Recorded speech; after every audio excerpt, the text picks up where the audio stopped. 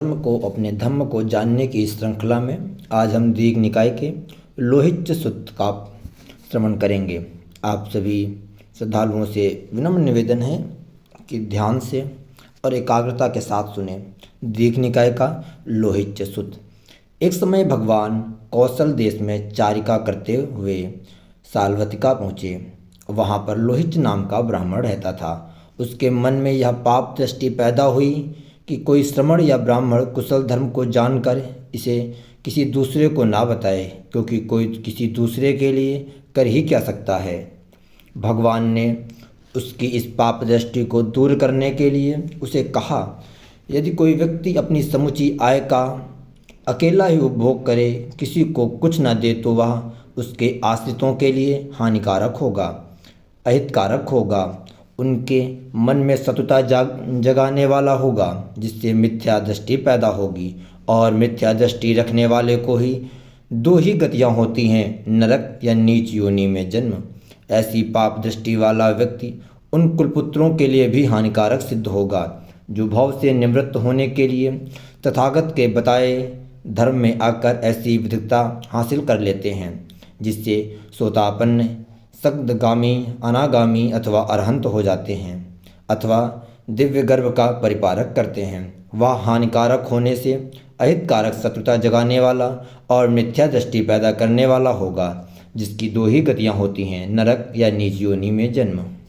तत्पश्चात भगवान ने उसे समझाया कि 3 प्रकार के गुरु सचमुच आक्षेप के योग्य होते हैं, जो श्रवण भाव को प्राप्त किए बिना ही श्रावकों को धर्म सिखाते हैं और श्रावक उनकी बात सुनते नहीं हैं। इन गुरुओं का यह कृत्य ऐसा लगता है मानो मुंह फेरे हुए का आलिंगन करना चाहते हों। जो श्रवण भाव को प्राप्त किए बिना ही श्रावकों को धर्म सिखाते हैं और श्रावक उनकी बात सुनते हैं, इन गुरुओं का यह कृत्य ऐसा लगता है मानो अपने खेत की सफाई को छोड़कर दूसरे की खेत की सफाई करना चाहते हों। जो श्रवण भाव को प्राप्त कर श्रावकों को धर्म सिखाते हैं परंतु श्रावक उनकी बात को नहीं सुनते, इन गुरुओं का कृत्य ऐसा लगता है मानो किसी पुराने बंधन को काटकर नया बंधन खड़ा करना चाहते हों।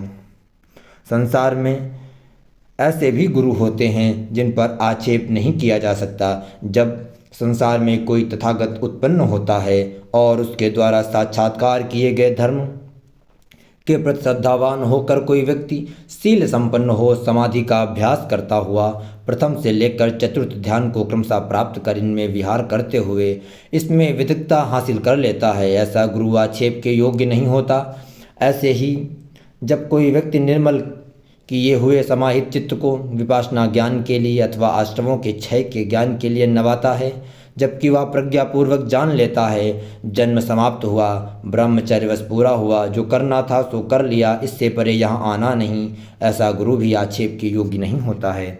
भगवान का यह धर्मोपदेश सुन लोहित को ऐसा लगा मानो नरक के गड्ढे में गिरते हुए उसे ऊपर खींचकर धरती पर रख दिया गया हो। भाव विभोर होकर उसने भगवान से याचना की कि आप मुझे जीवन भर के लिए उपासक स्वीकार करें, और भगवान तथागत गौतम बुद्ध ने उसको अपना उपासक स्वीकार किया। इसका अगला 13वां अध्याय तेविज्ज सूत्र नाम से है। एक समय भगवान कौशल देश के मनसाकट ग्राम के उत्तर की ओर अचिरावती नदी के तीर पर आम्रवन में विहार कर रहे थे। उस समय वासेठ और भरद्वाज नाम के 2 ब्राह्मण माळवक उनके पास गए। उनसे अपना यह विवाद सुलझाने के लिए कहा कि ब्रह्मा की श्लोकता के लिए वह सीधा मार्ग कौन सा है। ये दोनों अपने अपने आचार्य के बतलाए हुए मार्ग को सही व सीधा बतला रहे थे। इस पर भगवान द्वारा अलग अलग प्रश्न पूछे जाने पर वासेठ माळवक ने स्वीकार किया कि त्रैवित ब्राह्मणों में एक भी ब्राह्मण ऐसा नहीं है जिसने ब्रह्मा को अपनी आँख से देखा हो। इनके एक भी आचार्य प्राचार्य ने 7 पीढ़ी तक ब्रह्मा को आँख से नहीं देखा। यही नहीं, जो त्रैवित ब्राह्मणों के पूर्वज मंत्रों के प्रवक्ता ऋषि थे, उन्होंने भी कहीं पर यह नहीं कहा जहाँ ब्रह्मा है, जिससे ब्रह्मा है, जहाँ से ब्रह्मा है, हम उसे जानते हैं, हम उसे देखते हैं। इस पर भगवान ने कहा कि ऐसा होने पर त्रैवित ब्राह्मणों का यह कथन सर्वथा अप्रमाणिक हो जाता है कि ब्रह्मा की सलोकता के लिए अमुक मार्ग है, क्योंकि उनमें से पहले पीछे न इसे किसी ने जाना न देखा। जैसे अंधों की पंक्ति में पहले वाला भी नहीं देखता, बीच वाला भी नहीं देखता, पीछे वाला भी नहीं देखता। इसके अतिरिक्त जब ब्राह्मण बनाने वाले अपने धर्मों को छोड़कर अब्राह्मण बनाने वाले धर्मों को अपनाकर त्रैविध ब्राह्मण ब्रह्म सहित विभिन्न देवताओं का आवाहन करते हैं, तब ऐसा नहीं हो सकता कि वे मृत्यु के पश्चात ही ब्रह्मा की सलोकता प्राप्त करें। जैसे नदी के इस तीर पर खड़े व्यक्ति के आवाहन करते रहने से नदी का दूसरा तीर इस ओर नहीं आ जाता, ऐसे ही ब्राह्मण बनाने वाले धर्मों को छोड़कर अब्राह्मण बनाने वाले धर्मों को अपनाकर 5 काम भोगों से में डूबे हुए त्रैविध ब्राह्मण मृत्यु के पश्चात ब्रह्म की सलोकता प्राप्त करें, ऐसा नहीं हो सकता। जैसे नदी के इस पार दृढ़ संकल्प से पीछे बांध करके मजबूत बंधन से बंधा हुआ व्यक्ति नदी के उस पार जाने की इच्छा होने पर भी उस पार जा नहीं सकता। ये 5 काम भोग आर्य विनय में शांकल अथवा बंधन कहलाते हैं। ऐसे ही ब्राह्मण बनाने वाले धर्मों को छोड़कर अब्राह्मण बनाने वाले धर्मों को अपनाकर 5 निवरणों से ढके हुए ऐसा नहीं हो सकता। जैसे नदी के इस पार अपने को सिर तक ढांपे हुए कोई व्यक्ति नदी के उस पार जाने की इच्छा होने पर भी उस पर पार नहीं जा सकता।